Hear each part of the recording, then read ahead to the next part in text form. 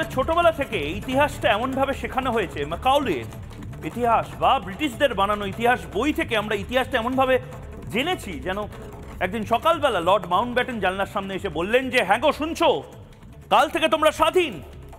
এবং তারপর Pandit Jawaharlal Nehru at the stroke of midnight hour, অর্থাৎ মধ্যরাতে হঠাৎ করে যে সংসদ ভবন, পুরনো সংসদ ভবন রয়েছে, সেই সংসদ ভবনে আসলেন, দাঁড়ালেন, নাতিদীর্ঘ বক্তব্য পেশ করলেন, রক্ত গরম করা বক্তব্য পেশ করলেন। At the stroke of midnight hours when the world sleeps India will rise to freedom.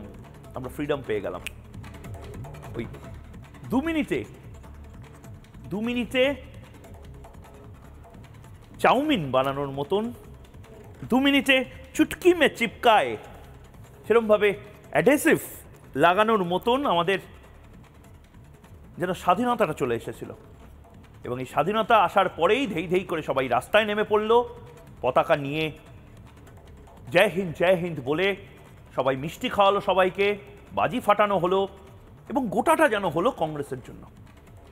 এরপরে একটা ন্যারেটিভ চালু হলো স্বাধীনতা শুরু হওয়ার পর থেকে, যে কংগ্রেসের জন্যই আসলে গোটা স্বাধীনতাটা এসেছে। এখানে নেতাজি সুভাষচন্দ্র বোসের কোনো ভূমিকা নেই, এখানে অগ্নিযুগের বিপ্লবীদের কোনো ভূমিকা নেই, এখানে গদার পার্টির কোনো ভূমিকা নেই, এখানে সেই সমস্ত জাতীয়তাবাদী বিপ্লবীদের ভূমিকা নেই, হিন্দুত্ববাদী মানুষদের ভূমিকা নেই যারা একটা হিন্দুস্তান চেয়েছিল, অখণ্ড হিন্দুস্তান নেই। স্বাধীনতা যে যেন 2-3 জন লোক মিলে এনেছিল এবং তাদেরই জন্য সমস্ত কিছু হয়েছে, এবং হয়েছে ব্রিটিশদের জন্য। এরকমই একটা ধারণা যেন 70 বছর ধরে চালু ছিল। এটাকে কলোনিয়াল মাইন্ডসেটের একটা অংশ হিসেবে ধরা হয়, অর্থাৎ ঔপনিবেশিকতা।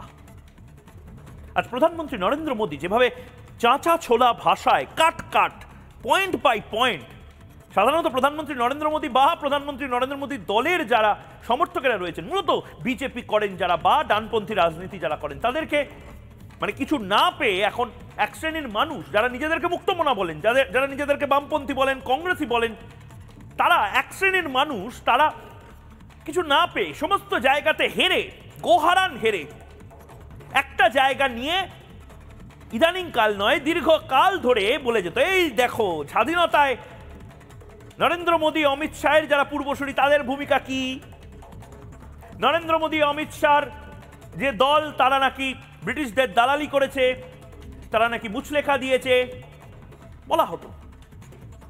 ডাঙ্গে সাহেবের নাম ভুলতে বসলেও সাভারকারের মুচলেকার কথা মনে করিয়ে দেওয়া হতো।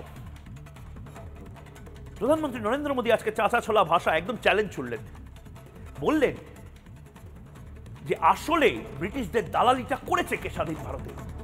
স্বাধীন ভারতে ব্রিটিশদের থেকে ইন্সপায়ার হয়েছে তাকে বিজেপি, না কংগ্রেস, না বামেরা। 70 বছর ধরে আইপিসি, ইন্ডিয়ান পিনাল কোড, অর্থাৎ পুলিশি অপরাধমূলক ফৌজদারি আইন, সেই আইনটাকে না বদলে ব্রিটিশদের আইন, বস্তা পচা দীর্ঘদিনের আইন রেখে দিয়েছে কে? ন্যায় সংহিতা এতদিন পরে এখন আনার ফাইনালাইজেশনটা হলো। কেন এতদিন ধরে বদলায়নি? এতদিন ধরে ব্রিটিশদের তৈরি করে যাওয়া শিক্ষানীতি কে বদলায়নি? কেন বদলায়নি? 70 বছর ধরে আমাদের ছেলেমেয়েগুলো কেন ভুল ইতিহাস পড়ে যাবে? কেন 70 বছর ধরে আমাদের ছেলেমেয়েগুলোকে বোঝানো হয়েছে যে সনাতন ধর্ম আসলে কিচ্ছু না, সনাতন ধর্ম তো আসলে কল্প কাহিনী। আর সান্টা ক্লজ ঐতিহাসিক চরিত্র, যীশুখ্রিস্ট ঐতিহাসিক চরিত্র, পয়গম্বরও ঐতিহাসিক চরিত্র, কিন্তু শ্রীরামচন্দ্র এই পোকেমন, ডোরেমন, স্পাইডারম্যান এরকম কল্প কাহিনীর নায়ক, কার্টুন ক্যারেক্টার বোঝানো হয়েছে, শেখানো হয়েছে। তার কারণ শিক্ষা নীতি আমাদের দেশে ব্রিটিশদের যা বানানো ছিল তাই কংগ্রেস এত বছর ধরে রেখে দিয়েছে। পাল্টানো হয়নি কেন? এই যে বলা হয় যে হিন্দি চাপিয়ে দেওয়া হচ্ছে, হিন্দি চাপিয়ে দেওয়া হচ্ছে, 70 বছর ধরে হিন্দিকে আসলে চাপিয়ে দিয়েছিল কারা? এই যে মাঝে মধ্যে বলা হয় যে জমি নীতি, জমি নীতি, 70 বছর ছেড়ে দিন, ব্রিটিশদের বানানো 1800 খ্রিস্টাব্দের একটি জমি নীতি নিয়ে আজও জমি অধিগ্রহণের কনসেপ্ট কারা রেখে দিয়েছিল তৃণমূল কংগ্রেস, যাতে বাংলাতে জমি অধিগ্রহণটা করতে পারে? জবাব তো দিতে হবে। জবাব দিতে হবে যে নেতাজি সুভাষচন্দ্র বোসকে কি কর্তব্য পথে বসিয়ে রাখা যেত না স্ট্যাচুর মতন? আপনারা ফাইলটা বের করতে পারেননি, সুভাষচন্দ্র বোসের একটা স্ট্যাচু বসাতে পারেননি। রাজপথ, সেই রাজপথই নাম রেখে দিয়েছেন। ধর্মপথ ছেড়ে দিন, কর্মপথ ছেড়ে দিন, কর্তব্য পথ নাম। 70 বছর লাগলো কেন সময়? 70 বছর ধরে এই উপনিবেশিক মানসিকতাটাকে সরিয়ে জাতীয়তাবাদ, ভারতের সনাতন ধর্মের ঐতিহ্য, সেগুলোকে আবার নতুন করে জাগানোর দায়িত্বটা কেন বিজেপিকে নিতে হচ্ছে? আপনারা কেন নেননি? লালবাতির যে কনসেপ্ট, এই লালবাতির কালচার কারা চালিয়ে রাখতে চেয়েছিল? এই বাবুয়ানাটা কারা জিয়ে রাখতে চেয়েছিল? প্রশ্ন করতে হবে। তার কারণ বাংলার মানুষ জবাব চায়। আসলে স্বাধীন ভারতে কারা ব্রিটিশদের দালালিটা করে গেছে, এবং ততদিন অবধি করে গেছে যতদিন না কোর্স কারেকশন শুরু করেছে নরেন্দ্র দামোদর দাস মোদী। এই মুঘলদের প্রতি এক অভাবনীয় প্রীতি, মুঘল শুনলেই গদগদ হয়ে যাওয়া, মুঘল নাম শুনলেই গদগদ হয়ে যাওয়া, মুঘল স্থাপত্য শুনলেই গদগদ হয়ে যাওয়া, মুঘলরা কিছু করেছে মানে আহা হা হা কি দারুণ। আর ব্রিটিশ, ব্রিটিশ উড়ে বাবা ব্যাপক জিনিস। জো হুজুর সরকার, এই হ্যাবিটটা কারা তৈরি করেছে 70 বছর ধরে? কারা বাচ্চা ছেলে মেয়েগুলোর মাথায় ঢুকিয়ে দিয়েছে ব্রিটিশরা ছিল বলে অনেক ভালো ভালো জিনিস হয়েছে? আর এই বিজেপি, আরএসএস, এরা তো নরকের কীট। সাভারকার, গোলওয়ালকার, এরা বাধা দেওয়ার যোগ্য নয়। এই ন্যারেটিভটা কারা সেট করেছে? কারা সেট করেছে এই ন্যারেটিভটা যে দেশ একদিনে স্বাধীন হয়ে গেছে, ধেই ধেই করে সবাই নাচতে শুরু করে দিয়েছে, এবং দেশটা স্বাধীন হয়েছে শুধু কংগ্রেসের নেতাদের জন্য, অগ্নিযুগের বিপ্লবীদের কোনো ভূমিকা নেই এতে? কারা এই ন্যারেটিভটাকে শিক্ষানীতির মধ্যে 70 বছর ধরে এনেছে, এবং আসলে ব্রিটিশদের দালালিটা কারা করেছে আজ তার জবাব বাংলার মানুষ চায়। শুরুতেই এই 120 সেকেন্ডের প্রতিবেদন দেখবো এবং তারপর প্রশ্ন করব কংগ্রেসকে। अंग्रेजों से कौन इंस्पायर्ड था? आजादी के बाद भी देश में गुलामी की मानसिकता को किसने बढ़ावा दिया?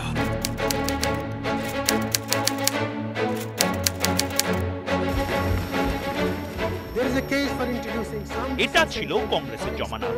ব্রিটিশদের সুবিধায় 1998 সাল অবধি এভাবেই বিকেল 5টায় পেশ হতো বাজেট, যাতে ব্রিটিশ বাবুরা বাজেটটা দেখতে পারেন এবং শুনতে পারেন।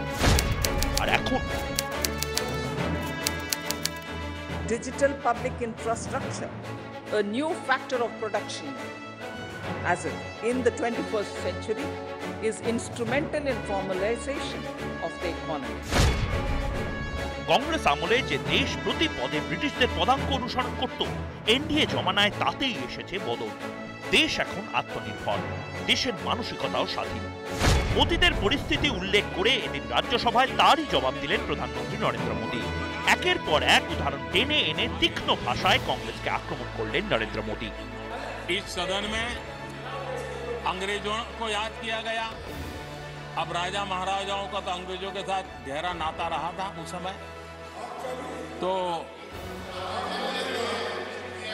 अब मैं जरा पूछना चाहता हूं कि अंग्रेजों से कौन इंस्पायर्ड था? मैं तो ये तो नहीं पूछूंगा कि कांग्रेस पार्टी को जन्म किसने दिया था। आजादी के बाद भी देश में गुलामी की मानसिकता को किसने बढ़ावा दिया? अगर आप अंग्रेजों से प्रभावित नहीं थे तो अंग्रेजों की बनाई दंड संहिता, पिनल कोड, आपने क्यों नहीं बदली? इतिहास की पन्ने को थोड़ा देखने के लिए मैं सबको गुजारिश करूंगा, खासकर प्रधानमंत्री जी को। उससे पता चलेगा कि ब्रिटिश कॉलोनियल पावर को देश से खदेड़ने के लिए हजारों लाखों की तादाद में उस दिन की जो आजादी की लड़ाई में शामिल हुई थी, उन्हीं के बीच एक भी बीजेपी की नेता नहीं थी। যে কংগ্রেস প্রায় নিয়ম করে বিজেপিকে আক্রমণ করে, স্বাধীনতা আন্দোলনে মোদী শাহদের পূর্বসূরীরা কি করেছেন তার জবাব যে প্রশ্নমান ছড়ে, সেই হাত শিবিরই যে ইংরেজদের লেজুর বৃত্তি করে এসেছে গণতন্ত্রের মন্দিরে দাঁড়িয়ে, তাই মনে করিয়ে দিলেন মোদী। খুলে দিলেন কংগ্রেসের বেকি জাতীয়তাবাদের মুখোশ, ভান্ডাফোড় করলেন ভণ্ডামি আর বিচারদার। বিরোধীরা যদি সত্যি আত্মনির্ভর বলিষ্ঠ ভারত বানাতে চেয়েছিল, তাহলে কেন বদল হয়নি ব্রিটিশ জমানার ফৌজদারি আইনে? কেন বদল হয়নি পুরনো জমি অধিগ্রহণ নীতি? কেন রূপায়িত হয়নি জাতীয় শিক্ষানীতি, জাতীয় ক্রীড়া নীতি? কেন নাম বদলায়নি রাজপথ, ভিক্টোরিয়া মেমোরিয়াল, আন্দামান নিকোবর দ্বীপপুঞ্জের একাধিক দ্বীপের? मैं सैकड़ों उदाहरण दे सकता हूं कि आप किस प्रभाव में काम करते थे और देश को सुनते ये सारी बातें याद आने वाली है। हम एक के बाद एक हटा रहे हैं। কেন নরেন্দ্র মোদীকে এই সমস্ত কিছু 70 বছর পর এসে করতে হলো? তার জবাব চায় বাংলা, পাবলিক বাংলা। কেন ফৌজদারি আইনের বদল হয়নি? কেন শিক্ষানীতির বদল হয়নি? কেন জমি নীতির বদল এত বছরেও হয়নি? এবং আরো অনেকগুলো বদল কেন হয়নি? তার জবাব বাংলার মানুষ চায়। এবং আপনারাও জিজ্ঞেস করুন, আপনারাও জানতে চান কংগ্রেস বাম নেতাদের কাছে যে সত্যিই কি তারা কলোনিয়াল মুক্ত, কলোনিয়াল এনভায়রনমেন্ট মুক্ত, উপনিবেশিকতা মুক্ত একটা বলিষ্ঠ ভারত, যা ভারতের শিকড় আগলে থাকবে, তাকে বানাতে বদ্ধপরিকর ছিল? যারা এই মুহূর্তে রয়েছেন আমার সঙ্গে, প্রত্যেকের কাছে এক এক করে যাব এবং আজ বিতর্কের থেকেও ইম্পর্টেন্ট তাদের পার্সপেক্টিভটা বোঝা। এবং সে কারণে এই মুহূর্তে বিমল শঙ্কর নন্দ বিজেপি মুখপাত্র রয়েছেন আমার সঙ্গে, রয়েছেন জিষ্ণু বসু গবেষক, রয়েছেন ঝন্টু বড়াইক অধ্যাপক, সৈকত গিরি সিপিআই নেতা রয়েছেন। সৈকত গিরিকে ডাঙ্গে সাহেবকে নিয়েও অনেক কিছু বলতে হবে, সাভারকারকে নিয়ে শুধু নয়। রয়েছেন লিপিকা ঘোষ কংগ্রেস মুখপাত্র, চন্দ্রচূড় ঘোষ নেতাজি গবেষক আমার সঙ্গে রয়েছেন। প্রত্যেকের কাছে এক এক করে যাব। আমি শুরুতেই ঝন্টু বড়াইক আপনার কাছে যেতে চাই। ঝন্টু বড়াইক, 3টে আইন নিয়ে আজকে আমরা কথা বলছি, প্রত্যেককে নির্দিষ্ট সময় বেঁধে দিচ্ছি, কিন্তু এই 3টে আইন সত্যিই তো এত বছর নরেন্দ্র মোদীকে এই আইনগুলো বদল করবার জন্য, এত বছর পরে এই 3টে আইন বদল করার যে জায়গা, সেই পার্সপেক্টিভটা তৈরি করতে হলো, বদল করা যেত না? প্রথমে বলি, দেখো, ভারত যখন স্বাধীন হয় 47-এ, ভারতে একটা socialist democracy and economical aspect, যেটাকে নেহরুইয়ান অ্যাসপেক্টও নামে প্রচলিত করতেন কংগ্রেসিরা।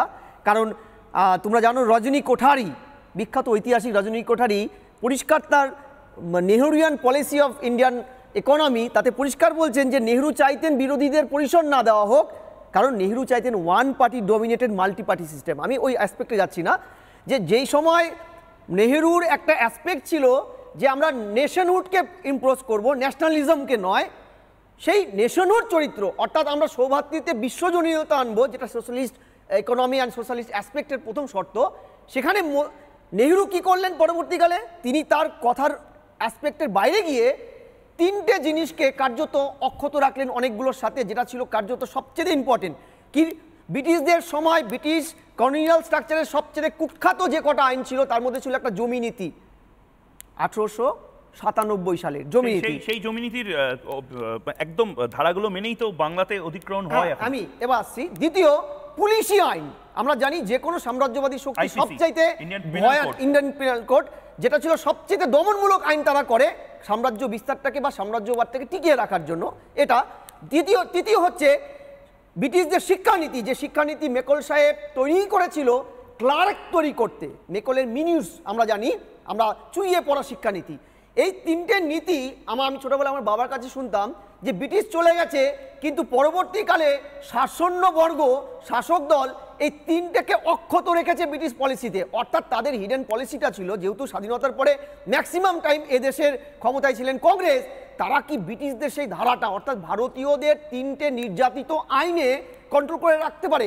আপনার ময়ূক, তুমি খেয়াল করো, সিঙ্গুরের জমি অধিগ্রহণ হচ্ছে, নন্দীগ্রামে জমি অধিগ্রহণ হচ্ছে, কোন আইনে? 1897 সালে সেই কুখ্যাত আইন, যে আইনে একের পর এক রাজন্য বর্গের জমি কেড়ে নেওয়া হতো, সূর্যাস্ত আইনে কেড়ে নেওয়া হতো।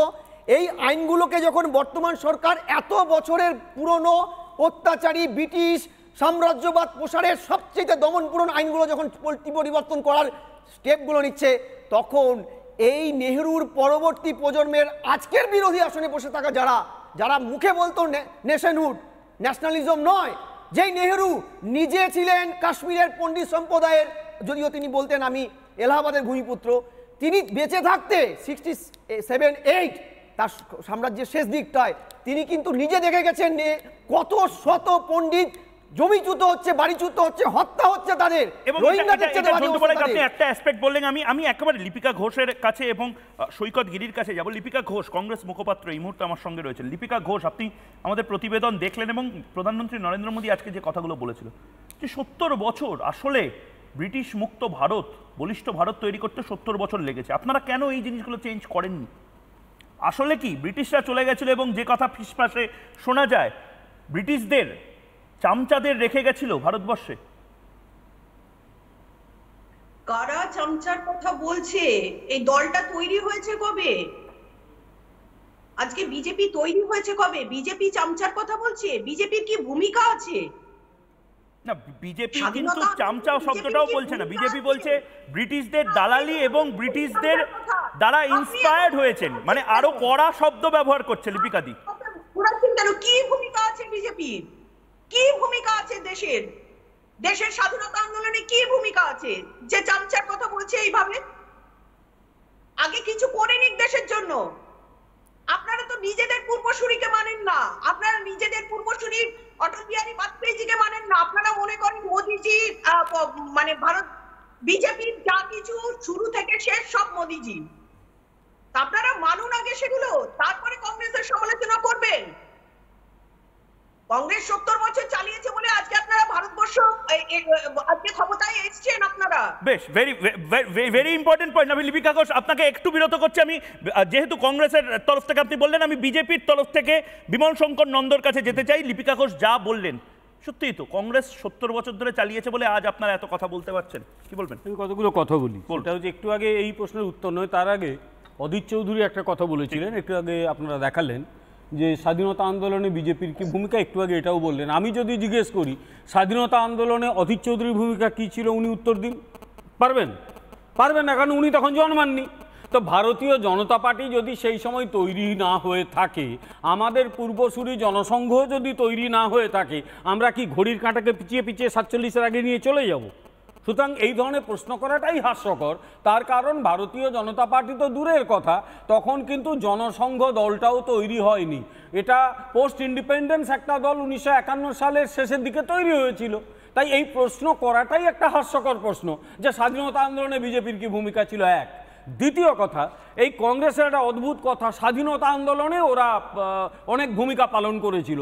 আচ্ছা, কংগ্রেস ওয়াজ ইট এ পলিটিক্যাল পার্টি? আমার এখানে প্রশ্ন কংগ্রেসের লোকেদের, যদি কংগ্রেস রাজনৈতিক দল হতো আমি নিশ্চয়ই সমস্ত কৃতিত্ব কংগ্রেসকে দিতাম, কিন্তু আমরা একটা ক্লাস 3-4 বাচ্চাকেও যখন ক্লাস নিয়ে পড়াই তখন বলি যে কংগ্রেস ছিল একটা প্ল্যাটফর্ম এবং সেখানে বিভিন্ন গোষ্ঠী বাম ডান সকলে সেখানে তার ভূমিকা পালন করতো। সেখানে সোশ্যালিস্টরা ছিল, নন সোশ্যালিস্টরা ছিল, প্রত্যেকে ছিল। তো একটা প্ল্যাটফর্ম, যে প্ল্যাটফর্মকে মহাত্মা গান্ধী স্বাধীনতার পরে বলেছিলেন যে কংগ্রেসকে আর পার্টি করো না, কংগ্রেসকে দল তৈরি করো না, এটাকে তুলে দেওয়া ভালো, অন্য দল তৈরি করো, সেটা কংগ্রেসের সেই সময়কার লিডাররা মানেননি। ফলে একটা প্ল্যাটফর্মকে একটা সংগঠন ভেবে সমস্ত কৃতিত্ব গায়েব করা, এটা একটা অদ্ভুত চরিত্র, মানে কি বলবো, এটা খুব একটা মানে কাজ নয়। কিন্তু এই যে 3টে আইন আমি একদম যদি ফোকাস করি, তাহলে এগুলো কেন চেঞ্জ করেন? এই যে শিক্ষানীতি এবং হিন্দি চাপিয়ে দেওয়ার কথা বারবার বলা হয়। আরেকটা ময়ূক আমি অ্যাড করে দিলে বলতে সুবিধা হবে। নেহেরু 1961 সালের 27 নভেম্বর স্টেট গভর্নমেন্টগুলোকে চিঠি করে বলছেন একদম পরিষ্কারভাবে যে I did not like reservation in any form, specially reservation in jobs. অর্থাৎ সংরক্ষণ, পিছড়ে বর্গের সংরক্ষণটা ডিরেক্ট ডিনাই করছেন, অপোজ করছেন রাজ্যের দেশের প্রধানমন্ত্রী। দ্বিতীয়, মন্ডল কমিশন, ওবিসি কোটা কংগ্রেস কার্যত তাদের রুলিং স্ট্যাটাসে কোনোদিনও মন্ডল কমিশনের স্ট্যাটাস দেয়নি। ইভেন যে বিধানসভা লোকসভায় এই যে সংবিধান প্রণেতা বাবা সাহেব আম্বেদকর জিতে গেছিল কোনো কংগ্রেসদের বিরুদ্ধে, কংগ্রেসীরা তাকে বারবার বাধা দেওয়ার পরে যোগেন মণ্ডল, পশ্চিমবঙ্গ কনস্টিটিউশন থেকে যোগেন মণ্ডলের একটি ভোটে জিতে আমাদের ভাগ্য বিধাতা হয়েছেন উনি। কংগ্রেসের একাধিক লিডার তাকে জিততে দেয়নি। আমি এই প্রশ্নটা কথা বলি, সেটা হচ্ছে ভারতের জাতীয় কংগ্রেস যদি পজিটিভ আলোচনা করে, পজিটিভ আলোচনা আমরা করতে রাজি আছি, কিন্তু কংগ্রেস যখনই এই ধরনের এলিটিস্ট আলোচনা করে তখন কিন্তু আপত্তি হয়। ভারতের প্রধানমন্ত্রী হিসেবে নরেন্দ্র মোদীর নাম যখন উঠে আসছে, কংগ্রেসের একজন মণিশঙ্কর আইয়ার যার বিরুদ্ধে অজস্র অভিযোগ আছে, ভারত চীন যুদ্ধের সময় তার কি ভূমিকা পালন করেছিলেন বললে কংগ্রেস কর্মীরা লুকিয়ে যাবে। এখন তিনি বলেছিলেন নরেন্দ্র মোদী আবার প্রধানমন্ত্রী কি হবে, এআইসিসির মিটিং হবে, তার সামনে চা বিক্রি করুক। একটা লোকের কত নোংরা রুচি হতে পারে যে একজন মানে নেতা একজন পিছিয়ে বর্গের মানুষ সম্পর্কে এই ধরনের কথা বলতে পারে। আচ্ছা, কংগ্রেস সাফল্যের কথা বলছে, আমি তাহলে একটা প্রশ্ন করি, নেহেরুর আমলে এই ভারতের 45,000 বর্গ কিলোমিটার চীন এবং পাকিস্তান গায়েব করে নিয়েছে, অধিকৃত কংগ্রেস মুখপাত্র, তাহলে এই দায়িত্ব কেন কংগ্রেস মুখপাত্র? তিব্বত তিব্বতে নেহরুর কি ভূমিকা ছিল, এই উত্তরগুলো তো দিতে হবে। কংগ্রেসের কাছে আমি যাচ্ছি, তারপরে আমি বামেদের কাছে যাব। আজকে পিছড়ে বর্গে বলে এত কথা বলছেন, আপনারা পিছড়ে বর্গ মানেন? আজকে রাষ্ট্রপতিকে কোথাও আপনারা আমন্ত্রণ জানান না, পিছড়ে বর্গ নিয়ে আপনারা কথা বলছেন, পিছড়ে বর্গ নিয়ে আপনারা কথা বলছেন। নরেন্দ্র মোদী সারাক্ষণ আপনারা কংগ্রেসের নেতাকে তুচ্ছ তাচ্ছিল্য, যত কুৎসিত মন্তব্য আপনারা করে যাচ্ছেন। আপনারা পিছড়ে বর্গে আপনারা বলছেন নরেন্দ্র মোদী সম্পর্কে আমরা খারাপ কথা বলেছি। আমি একটা কথা লিপিকা দিয়ে আপনাকে বলতে চাই, আমি লিপিকা দিয়ে আপনার থেকে আমার কৌতূহল, আপনারা কি অফিসিয়াল রিজয়েন্ডার দেবেন? আজকে প্রধানমন্ত্রী নরেন্দ্র মোদী যে যে প্রশ্নগুলো তুললো, কংগ্রেসকে নিয়ে যে যে প্রশ্নগুলো তুললো, কেন লালবাতির কালচার রেখে দেওয়া হয়েছিল, কেন কর্তব্যপথ নামটাকে এতদিন পরে বদলানো হলো, কেন এই 3টে আইনকে নিয়ে আসা যায়নি, এই প্রত্যেকটা জিনিসকে আপনি ডিনাই করে নিজেদের বক্তব্য বলতে পারবেন যে নরেন্দ্র মোদী ডাহা মিথ্যা কথা বলছে? তখনকার পার্সপেক্টিভে দেখতে হবে কি অবস্থায় কি জন্য করা যায়নি। আমার মনে হচ্ছে আপনারা এজেন্ডা এবং ন্যারেটিভ সেট করার থেকে, আমি বিমল দা, আমার মনে হচ্ছে কংগ্রেস অনেক বেশি ব্যস্ত। আজকে প্রধানমন্ত্রী নরেন্দ্র মোদী এটাও বলেছেন যে কংগ্রেস নিজে একটা স্টার্টআপ খুলেছে, প্রধানমন্ত্রীকে লঞ্চ করার জন্য নয়, রাহুল গান্ধীর মতন একজনকে আবার লঞ্চ করার জন্য। তাই ওনারা যদি জাস্ট ব্যস্ত থাকেন একটা ব্র্যান্ডকে রিব্র্যান্ডিং করার জন্য, ওনারা টাইম পাবেন কোথায় এই ডিবেটগুলো করার? না, তার কারণ আছে। কারণ হচ্ছে কংগ্রেস 60-এর দশক থেকে যে রাজনীতিটা করে, আমি মনে করি রাজনীতিটা অনেক পুরনো রাজনীতি। জওহরলাল নেহরু নেতা হয়েছিলেন মতিলাল নেহরুর হাত ধরে, তাই ওই সময় থেকে পরিবারবাদ এরা শুরু করেছে। এবং যখনই পরিবারের বাইরে কিছু গেছে 60-এর দশক থেকে কংগ্রেসের এই সংস্কৃতি, তখন কিন্তু এরা ওই পরিবারকে কেন্দ্র করে দলটা তৈরি হয়ে গেছে। আমি একটা উদাহরণ দিই, নেতাজি সুভাষচন্দ্র বসু বলে একজন স্বাধীনতা সংগ্রামী ছিলেন, কংগ্রেস কোনোদিন স্বীকার করেছে? সংসদে, পুরনো সংসদে নেতাজি সুভাষচন্দ্র বসুর যে প্রতিকৃতি, সেটা কংগ্রেস অবধি রাখতে দেয়নি। সেটা প্রথম রেখেছিল যখন জনতা পার্টি সরকার ক্ষমতায় এসেছিল এবং সমর গুহর চেষ্টাই ছিল সেই প্রতিকৃতি। তার জন্য আমি চন্দ্রচূড় ঘোষ লাগাতার লড়াইটা করে যাচ্ছেন, ওনার কাছেও যাবো, কিন্তু একবার প্রধানমন্ত্রী নরেন্দ্র মোদী একটাই চেষ্টা করে চাঁচাছোলা বক্তব্য আজকে পয়েন্ট বাই পয়েন্ট। আমি সৈকত গিরিকে নির্দিষ্টভাবে বলবো যে এই পয়েন্টগুলো আমার কিছু বলার থাকবে না, প্রধানমন্ত্রী যে যে কথা বলেছেন তারপরে সৈকত গিরির উত্তর নেব, কিন্তু একবার শুনে নিই নরেন্দ্র মোদীর সেই বক্তব্য। आप अगर अंग्रेजों से प्रभावित नहीं थे तो लाल बत्ती कल्चर, ये लाल बत्ती कल्चर इतने दशकों बाद भी क्यों चलता है? अगर आप अंग्रेजों से प्रभावित नहीं थे तो भारत का बजट शाम को 5 बजे इसलिए आता था क्योंकि ब्रिटिश पार्लियामेंट का सुबह शुरू होने का समय होता था। ये ब्रिटेन की पार्लियामेंट के समय के अनुकूल शाम 5 बजे बजट की परंपरा क्यों चलाए रखी थी आपने? कौन अंग्रेजों से इंस्पायर था? पर आप अंग्रेजों से प्रेरित नहीं थे तो हमारी सेनाओं के चिन्हों पर आज भी गुलामी के प्रतीक अब तक क्यों बने हुए थे? हम एक के बाद एक हटा रहे हैं। अगर आप अंग्रेजों से प्रेरित नहीं थे तो राजपथ को कर्तव्य पथ बनने के लिए मोदी का इंतजार क्यों करना पड़ा? आदरणीय समाजपति जी, अगर आप अंग्रेजों से प्रभावित नहीं थे तो अंडमान और निकोबार इन द्वीप समूहों पर आज भी अंग्रेजी सत्ता के निशान क्यों लटके पड़े थे? अगर आप अंग्रेजों से प्रेरित नहीं थे तो भारत को मदर ऑफ डेमोक्रेसी बताने में आपको कौन रोकता था? आपको क्यों महसूस नहीं हुआ कि दुनिया में, आदरणीय सभापति जी, मैं सैकड़ों उदाहरण दे सकता हूं कि आप किस प्रभाव में काम करते थे और देश को सुनते ये सारी बातें याद आने वाली है। সিপিআই নেতা, কমিউনিস্ট পার্টি অফ ইন্ডিয়ার নেতা, মুখপাত্র সৈকত গিরিকে প্রশ্ন করছি, প্রধানমন্ত্রী নরেন্দ্র মোদী যে কথাগুলো বললেন একটাও কি ভুল বললেন? না, আমি বলছি প্রধানমন্ত্রী রাজ্যসভায় যে ভাষণ দিলেন এটা জবাবি ভাষণ ছিল, এটা তো আরএসএসের কোনো ভাষণের জায়গা ছিল না। আরএসএস বহুদিন পর খুশি হতে পারে, আরএসএসের সমর্থকেরা আনন্দিত হতে পারে, এটা সত্যি বলে চালাতে পারে যে রাজ্যসভার মতন একটা পার্লামেন্টারিয়ান হাউস, যেখানে দাঁড়িয়ে শুধুমাত্র একটা রাজনৈতিক নয় সামাজিক সংগঠন বলে দাবি করা সেই সংগঠনের একজন প্রাথমিক সদস্য থেকে প্রধানমন্ত্রী হওয়া একজন নেতা লোকসভা নির্বাচনের আগে আরএসএস এর নির্বাচনী এজেন্ডার উপর দাঁড়িয়ে বক্তৃতা করলেন। এক, আমি বলছি যা যা বললেন, আমি ইন্টারাপ্ট করতে চাই না, কিন্তু আমি বাংলার মানুষ এই প্রশ্নটা করবে হয়তো, আরএসএস শুধু কেন খুশি হবে? আন্দামান নিকোবরের যে 3টে দ্বীপ, তার নাম যদি চেঞ্জ হয়, নেতাজির নামে যদি কর্তব্য পথের নাম এবং মূর্তি আসে, এটা আরএসএস কেন? তুমিও তো খুশি হবে, আমিও খুশি হব, যে মানুষটা দেখছে টিভিতে তারাও তো খুশি হবে। আইপিসি চেঞ্জ হলে তুমি কি খুশি হবে না? আরো খুশি হতাম। ন্যায় সংগীতার তুমি চাও না? আরো খুশি হতাম। এডুকেশন পলিসি তো তুমিও চাও সৈকত, যেখানে অগ্নিযুগের বিপ্লবীদের কথা লেখা নেই ইতিহাস বইতে, সিপিআই এর ভূমিকা লেখা নেই। রবীন্দ্রনাথ নেতাজির জন্মদিন বাতিল করে দেবো, রবীন্দ্রনাথ নেতাজির জন্মদিন বাতিল করে দিয়ে নেতাজি প্রেম দেখাবো আসামে। মুখ্যমন্ত্রীর নাম কি? সরকার কার? নেতাজি সুভাষচন্দ্র যখন বলেছিল যে তোমরা আমাকে রক্ত দাও আমি স্বাধীনতা এনে দেবো, তখন আরএসএস এর কাডাররা কি ভূমিকা পালন করছিল?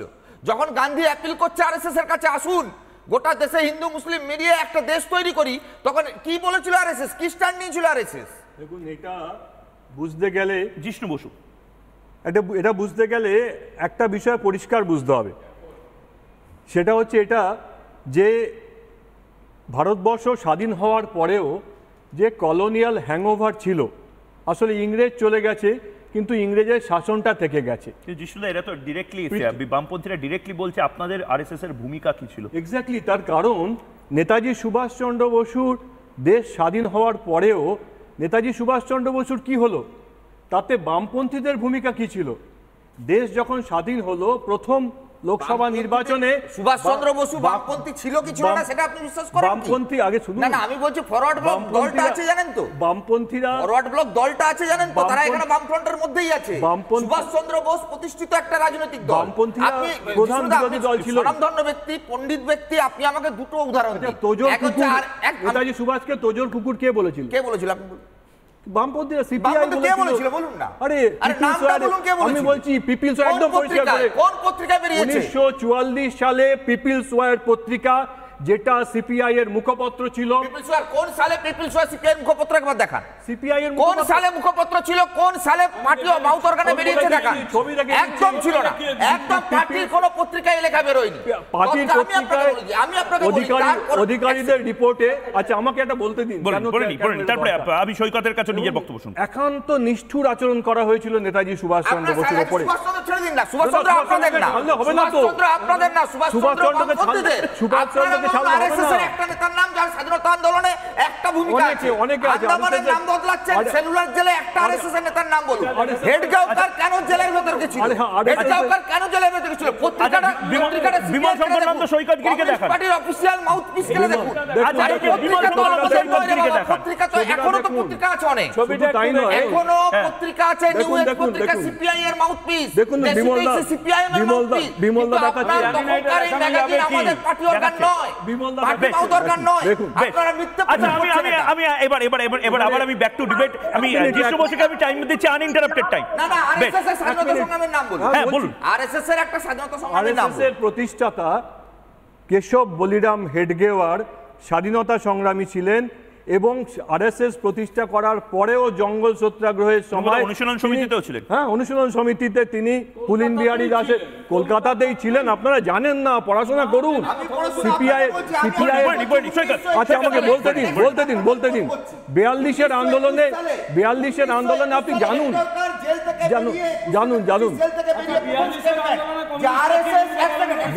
আরে চিৎকার করলে চিৎকার করলেই হয় না। আমি তিনজনকেই থামাচ্ছি। আচ্ছা সৈকত, তোমার কথাটা শুনে বেশ, সৈকত হয়ে গেছে। আমি জিষ্ণুদার বক্তব্য শেষ হোক, তারপরে আমি তোমাদের প্রত্যেককে, যেহেতু কেউ কারোর উপরে কথা বললে শোনা যাবে না, তো আমি একবার জিষ্ণুদা বলে নিন, আপনি শেষ করে নিন, তারপরে বাকিদের বক্তব্য চন্দ্রচূড় ঘোষের কাছে যাব। নেতাজি সুভাষের সঙ্গে যে নিষ্ঠুরতা কমিউনিস্ট পার্টি অফ ইন্ডিয়া করেছিল এবং লাগাতার যেভাবে লেখা হতো, যেভাবে কার্টুন বেরোতো, সেটা নিন্দা কি মানে লজ্জাজনক। যে কোনো কমিউনিস্ট পার্টির সদস্যের লজ্জা পাওয়া উচিত। যদি কেউ না জেনে থাকেন তারা জানুন যে কি তারা বলেছিলেন সেই সময়। নেতাজি সুভাষচন্দ্র বসু আপনারা জানুন যখন দেশ স্বাধীন হওয়া, দেখুন আমাকে বলতে আমি আমি আমি আমি দুজনকে প্লিজ থামাচ্ছি। আমি চন্দ্রচূড় ঘোষের কাছে যাওয়ার আগে একবার দেখে নেওয়ার চেষ্টা করব যে আসলে প্রধানমন্ত্রী নরেন্দ্র মোদী কি বদলানোর কথা বলছেন, মাইন্ডসেট বদলানোর কথা। আমি থামাচ্ছি একবার একটু দেখে নি এই মুহূর্তে প্লাজমাতে। একবার সৈকত এখানে দেখা যাচ্ছে না। মোদী হ্যাঁ তো মুমকিন হ্যাঁ, 150 বছরের ঔপনিবেশিক আইন বদল, সত্যি তো এটা সৈকত গিরি, লিপিকা ঘোষ এনাদের হয়তো আপত্তি থাকতে পারে, কিন্তু তারপরেও আর কি আছে?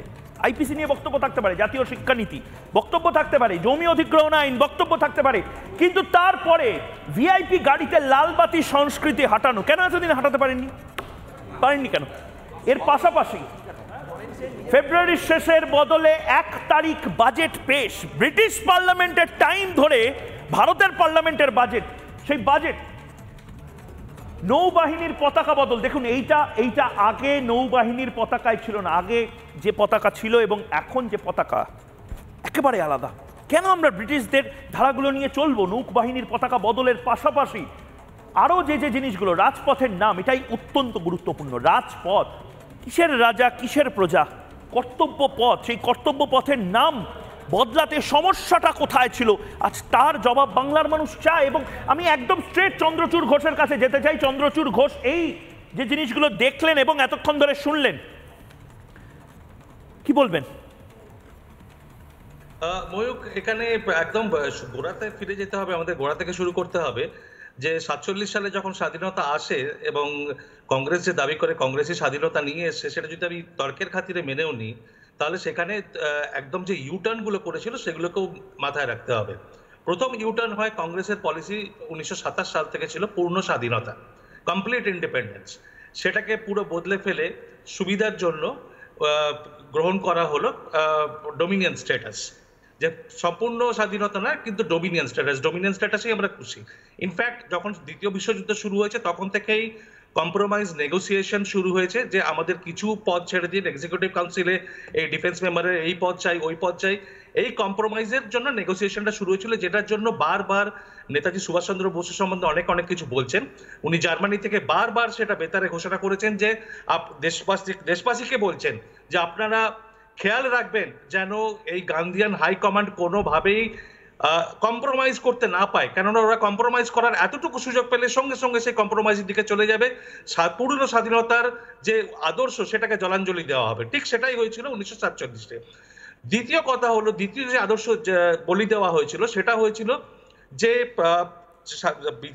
ব্রিটিশ সাম্রাজ্যের সঙ্গে সম্পর্ক ত্যাগ, সেই আদর্শটাকে জলাঞ্জলি দিয়ে জয়েন করা হলো ব্রিটিশ কমনওয়েলথ। একটু চালাকি করে ব্রিটিশ কমনওয়েলথ অফ নেশনস থেকে ব্রিটিশ কথাটাকে সরিয়ে দেওয়া হলো, কিং এম্পায়ারকে একটু বদল করে দেওয়া হলো, কিন্তু আদতে যা ছিল সেটাই রইল, সেটাতে কিছু বদল হয়নি। তো এখানে যে ফিলোসফিক্যাল যে মাইন্ডসেটটা, তারপরে যে ব্যুরোক্রেসির কথা যদি দেখো ময়ূক, ফরেন সার্ভিসের যে ব্যুরোক্রেসি, মানে গোরা সাহেবরা চলে যাবার পর ব্রাউন সাহেবরা ছিলেন, তাদেরকে সে পণ্ডিত নেহরু যখন স্বাধীনতার পূর্ববর্তীকালে গরম ভাষণ দিচ্ছেন, যখন আইএনএ ট্রায়ালস চলছে, তখন গরম ভাষণ দিচ্ছেন যে এরা কোলাবোরেটর, এরা ট্রেটার, আমরা ক্ষমতা এলে এদেরকে দেখে নেবো, আমরা এদের বিচার করব। যাদের উদ্দেশ্যে বলছিলেন, ক্ষমতা আসার পর কিন্তু তারাই সবচেয়ে বড় বন্ধু হয়ে গেলেন, তারাই দেশকে চালাতে লাগলেন, এবং সেখানেও বংশ পরম্পরার একটা ধারা দেখতে পাই। আর্মি, নেভি, এয়ারফোর্স, তার চিফ 1955 সাল 58 সাল অবধি এদের হ্যাংওভারটার কারণটা কি? মানে আমি বোঝার চেষ্টা করছি, সত্যিই তো নেতাজির একটা স্ট্যাচু লাগাতে, রাজপথের নাম পরিবর্তন করতে, এটা খুব বিশাল কিছু মিটিং, ক্যাবিনেট এসব করার দরকার ছিল কেন? মানে এটা মানসিকতার ব্যাপার কি তাহলে? তার কারণ ফোকাসটা খুব সম্ভবত ময়ূক ছিল ক্ষমতা হস্তান্তর, একটা গ্রুপের হাতে ক্ষমতা হস্তান্তর হবে, যে পূর্ণ স্বাধীনতা ছিনিয়ে আনার যে আদর্শ ছিল সেটাকে কম্প্রোমাইজ করে যখন negotiation on the table negotiation, যেখানে ভাইসরয়ের সঙ্গে একজন ব্যক্তি আলোচনা করছেন, গোটা দেশ বাকি জানতে পারছেন না যে কি আলোচনা হচ্ছে, কি নেগোসিয়েশন হচ্ছে, সেখানে এটাই বুঝতে হবে যে ক্ষমতা হস্তান্তর একটা গ্রুপের হাতে, একটা গ্রুপ থেকে আরেকটা গ্রুপের হাতে হচ্ছে, এবং তারাই দেশ চালাবেন, দেশের ন্যারেটিভ ঠিক করবেন। যে কারণে ন্যারেটিভটা পরবর্তী 70-80 সাল ধরে হয়ে রইল যে ভারতের স্বাধীনতা এসছে চরকা কেটে, এবং ভারতে গণতন্ত্র প্রতিষ্ঠা করেছেন পণ্ডিত নেহরু, তাছাড়া হতো না। তো এই ধরনের মাইন্ডসেটটা তৈরি করে দেওয়া হয়েছে ন্যারেটিভে। আমি চন্দ্রচূড়দা, আমি শুধু মাইন্ডসেটের বিষয় বলা না, বিষয়টা হচ্ছে ব্রিটিশদের দালালি স্বাধীন ভারতেও কারা করেছে, তাবেদারি কারা করেছে, এই বিষয়টা আমি একবার কংগ্রেস মুখপাত্র বাম এবং বাকিদের কাছে যাওয়ার আগে একটা ছবি দেখাতে চাই, দুটো ছবি দেখাতে চাই, এবং সেই ছবিটা এই মুহূর্তে ফুল ফ্রেমে দেখাতে চাই। আমি বিবরণ দেব। দেখুন এই মুহূর্তে প্রথম যে ছবিটা, সেটা ব্রিফকেসে বাজেটের কাগজ নিয়ে যাচ্ছেন পি চিদম্বরম, অর্থমন্ত্রী। সেই সময় অর্থমন্ত্রীরা সাধারণত ব্যবহার করতেন যেটা, যে ব্রিফকেস, সেই ব্রিফকেসটাও ব্রিটিশ মডেল বাজেট ব্রিফকেস বলা হয়, যা গ্ল্যাডস্টোন বাক্সের কপি ছিল। ব্রিটিশ পার্লামেন্টে ঠিক এভাবে নিয়ে যাওয়া হতো। ব্রিটিশ অর্থমন্ত্রীরা বাজেট পেশের আগে বিভিন্ন কাগজপত্র সঙ্গে রাখতেন এই গ্ল্যাডস্টোন বা চার্চিল বক্সে। কোনো প্রয়োজন ছিল না। বাঙালিরা বা ভারতীয়রা ঝোলা ব্যবহার করতেন। সময়ের পরিবর্তন ঘটিয়ে সেই ব্রিফকেসকে হাঁটিয়ে বহি খাতা বা সেই ঝোলার শুরু করেন কে? নির্মলা সীতারামন, বিজেপির একজন অর্থমন্ত্রী, ভারতবর্ষের অর্থমন্ত্রী বিজেপি শাসিত সময়।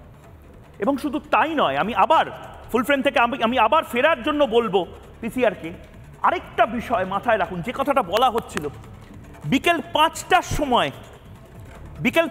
সময় লিপিকা ঘোষ, ভালো করে বুঝুন, আপনিও জানেন নিশ্চয়ই দীর্ঘদিন ধরে 98 সাল অবধি ভারতবর্ষের পার্লামেন্টের যে বাজেট সেশন, সেটা বিকেল 5টায় শুরু হতো ব্রিটিশ টাইমকে ম্যাচ করিয়ে, যাতে ব্রিটিশ পার্লামেন্টেরিয়ান এবং যারা, আমি জানি না প্রভু বলতেন কিনা, তারা যাতে শুনতে পারে ভারত কি ডিসকাশন করছে। ঠিক কি ভুল?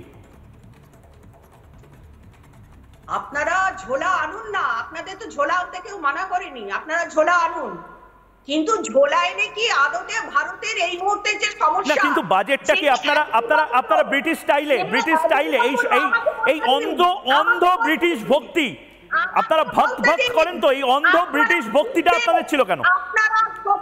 লিপিকা ঘোষ, আপনি কি জানেন যে 1999 সালে এই বাজেটটাকে বিকেল 5টায় কেন করা হবে?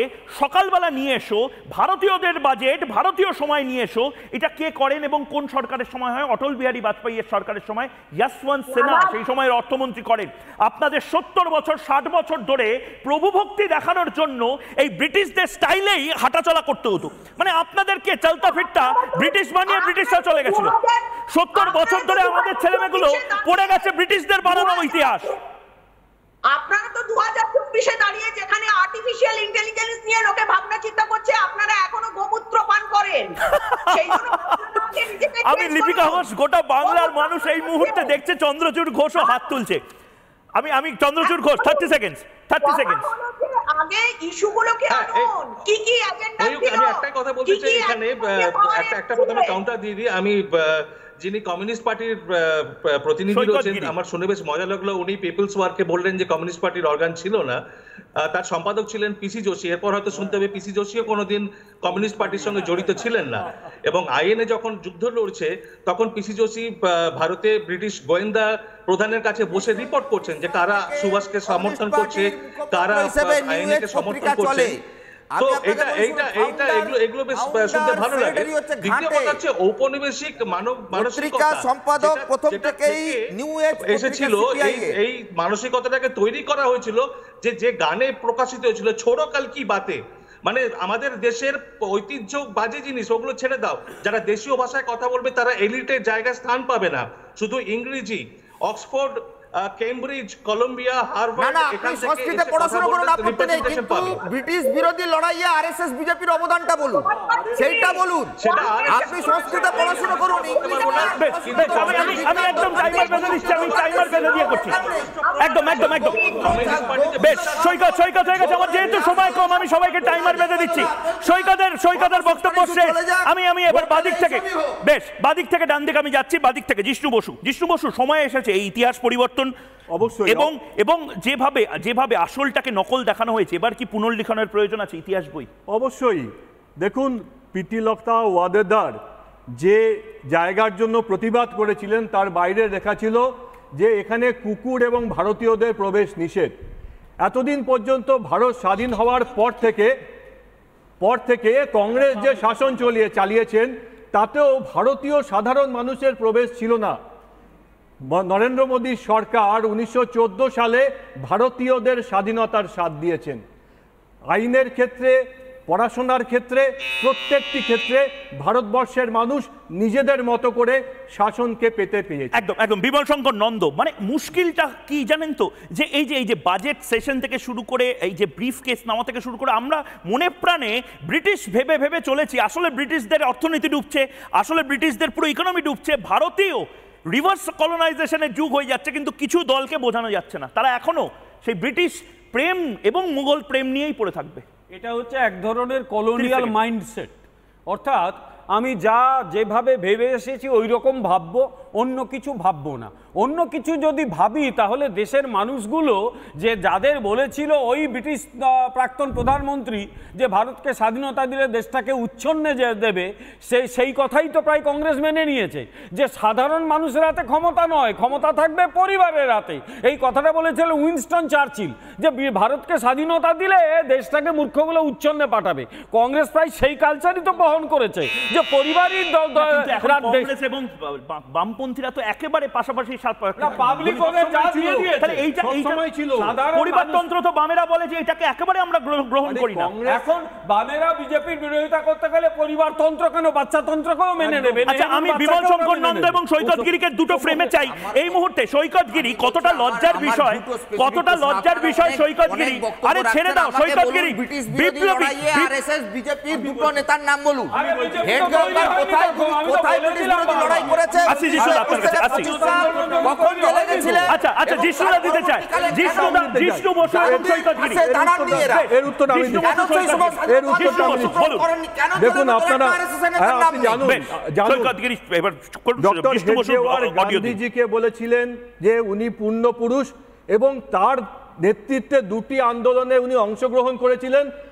লবণ সত্যাগ্রহের সময় জঙ্গল সত্যাগ্রহ হয়েছিল, তার কারাবাস হয়েছিল। 42-এর আন্দোলনে রাষ্ট্রীয় স্বয়ংসেবক সংঘের স্বয়ংসেবকরা প্রাণ দিয়েছিলেন। মহারাষ্ট্রের চিমুরের কথা পড়ুন, ওখানে গিয়ে প্রধান মুখ্য শিক্ষক যখন কমিউনিস্ট পার্টি যখন কমিউনিস্ট পার্টি একটু আগে উনি যখন উনি আরে কোন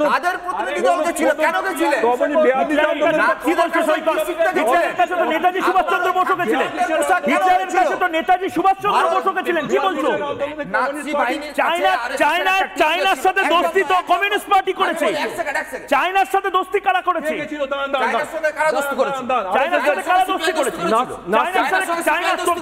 হিন্দি চিনি ভাই ভাই কমিউনিস্টরা কতদিন ধরে বলে গেছে হিন্দি চিনি ভাই ভাই।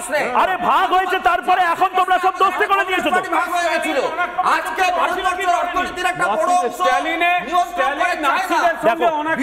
এখনো তোমার চায়না প্রেমী, এখনো সৈকত গিরির চায়না প্রেমটা আছে।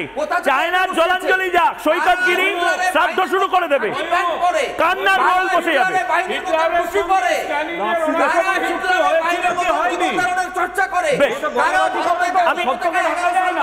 আমি একবার ঝন্টু বড়াইকে বেশ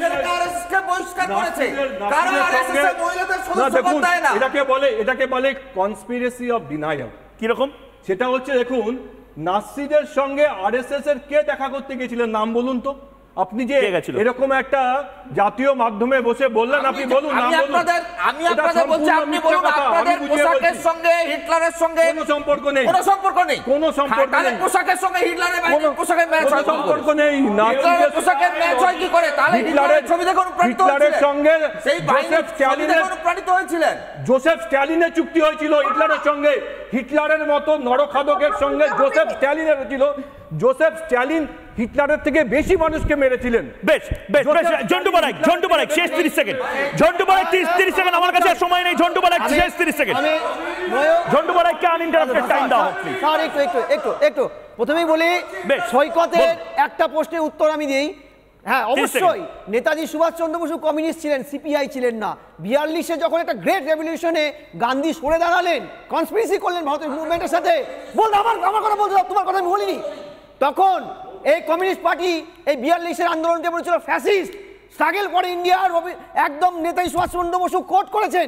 দ্বিতীয়, আমি তোমাকে বলি যে এই যে জাত প্রশ্নে এই যে নেহরু যখন লেখছেন স্টেট গভর্নমেন্টগুলোকে, আমি কোনোভাবে এসটি/এসসি রিজার্ভেশন দেব না, এই কমিউনিস্ট পার্টি বলেছিল। আমার সময় শেষ, কিন্তু এই মুহূর্তে যে ভোট, আমরা যে প্রশ্ন করেছিলাম সেই প্রশ্নের উত্তর এই মুহূর্তে দেখতে চাই। এই মুহূর্তে বাংলার মানুষ যে প্রশ্ন আমি জবাব চাই বাংলাতে ময়ূক করেছিল, সেই প্রশ্নের পোলিং এই মুহূর্তে প্রশ্ন করেছিলাম, দেশ সবার আগে কংগ্রেসকে একের পর এক যে কংগ্রেস পারেনি, মোদি কি পারবে এই যে কলোনিয়াল হ্যাংওভার, সেই হ্যাংওভারকে কাটাতে, নতুন ভারত তৈরি করতে, বরিষ্ঠ ভারত, কংগ্রেস ব্রিটিশ ছায়ামুক্ত দেশ তৈরি করতে পারেনি। 94% মানুষ বলছে হ্যাঁ পারবে, যদি কেউ পারে তবে মোদি পারবে, মোদি হ্যাঁ তো মুমকিন হ্যাঁ। আর 6% মানুষ বলছেন না, পারবে না।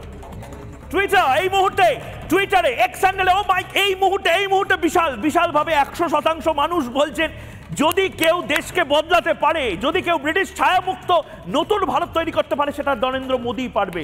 এই মুহূর্তে টুইটার যারা দেখছেন তাদের প্রত্যেকে বোঝা যাচ্ছে, জবাব চাই বাংলা যারা দেখছেন তারা বিশাল নরেন্দ্র মোদি ফ্যান, 100% মানুষ বলছেন। এবার দেখেন ইউটিউব লাইভ স্ট্রিমিং এ যারা দেখছেন আমাকে, ময়ূক প্রশ্ন করেছিল ব্রিটিশ ছায়ামুক্ত দেশ এবার কি মুছে যাবে কংগ্রেস, এবার কি নতুন ভারত করবে নরেন্দ্র মোদি? 92% মানুষ বলছেন হ্যাঁ, নতুন ভারত নরেন্দ্র মোদির হাতেই তৈরি হবে, এবং 9% মানুষ বলছেন না। এবং তার পাশাপাশি এই মুহূর্তে আরেকটা ব্রেকিং নিউজ আছে, সেই ব্রেকিং নিউজের দিকে চোখ রাখবো। খুব বড় ব্রেকিং নিউজ, একটা ছোট্ট বিরতি নিচ্ছি, বিতর্ক এখানেই শেষ করছি, কিন্তু ব্রেকিং নিউজ নিয়ে ফিরে আসছি, সঙ্গে থাকুন।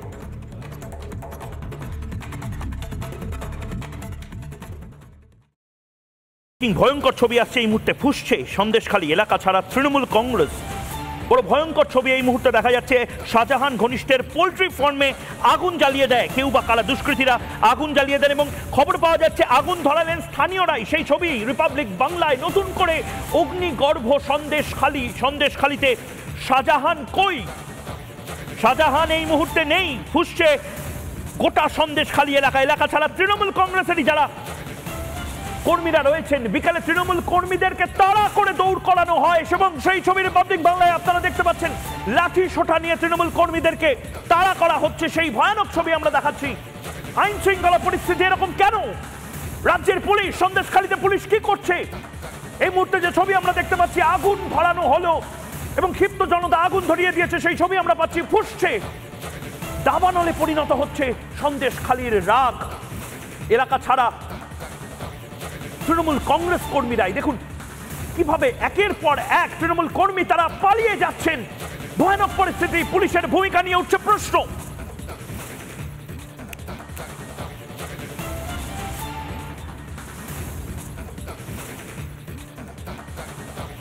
জবাব চাই বাংলা যে পর্যন্তই, কাল ফের কথা হবে চোখে চোখ রেখে সন্দেশখালী থেকে, শাহজাহান থেকে নরেন্দ্র মোদীর প্রত্যেকটি ভাষণের সমস্ত আপডেট নিয়ে। আর কয়েক মিনিটের মধ্যে আমরা ফিরছি।